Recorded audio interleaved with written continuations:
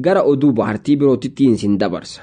Uumamaan re'een mucha lama qofa akka qabduudha kan beekamu. Tibbana naannoo Oromiyaa godina Arsii aanaa Gololchaatti re'een haadha mucha 4 jiraachuun dhaga'ame. Qabeenyummaan isaa kan obbo Muhammad Qaasim kan taate re'een haati mucha 4 tun hanga ammaatti ilmoo tokko qofaan kan dhalatte. Hoogganaan biiroo dhimmoota kominikeeshinii godina Arsii obbo Taaj Sultaan naannichatti waan ajaa'ibsiisaan akka kanaa uumamuun ta'ii yeroo jalqabaa ta'uu isaa ibsaniiru. Maddi TOI.